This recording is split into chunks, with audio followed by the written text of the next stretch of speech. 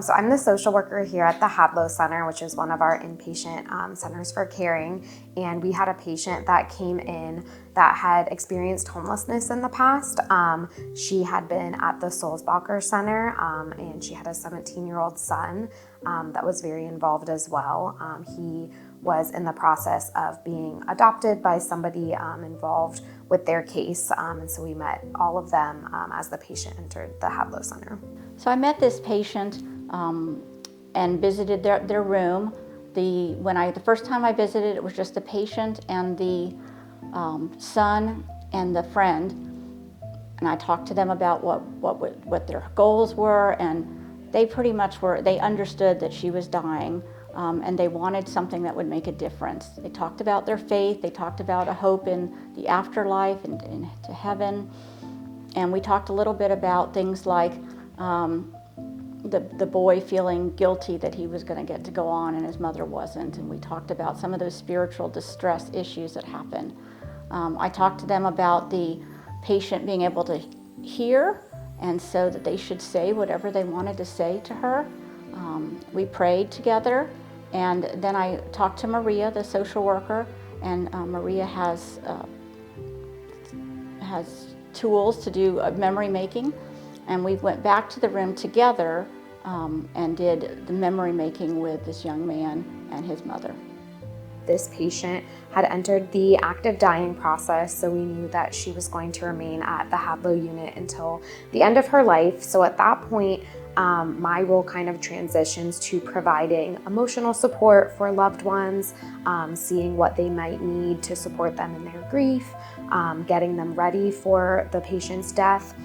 So in this instance, it was really important to see how her 17-year-old son was handling everything. 17 is kind of an interesting age, so he still needed a lot of support, but also, felt like he wanted to do things on his own, kind of get support from his peers. But we started talking about doing memory making, especially given kind of their past history and their circumstances. They didn't have a lot of mementos, so he wanted to have something to remember the patient by. So we brought that to the room, and I helped him make a handprint with paint.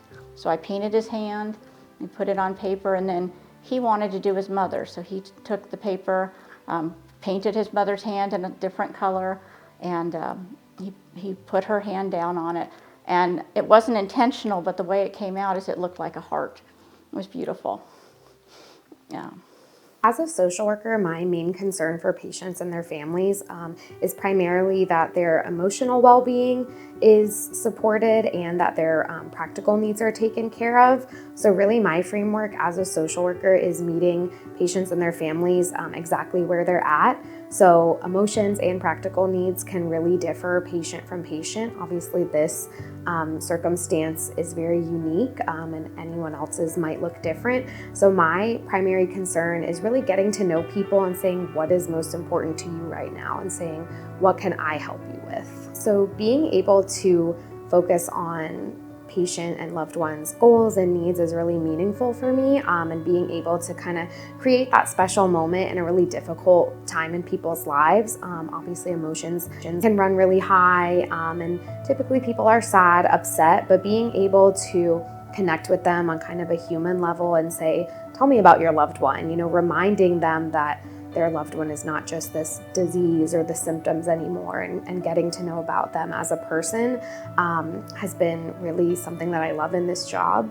A lot of times, especially with memory making, it's really meaningful as well. In this case in particular, knowing we were, giving this young man something that he could carry with him through the rest of his life, and hopefully make a very difficult time at least a little bit easier for him, made a big difference for me.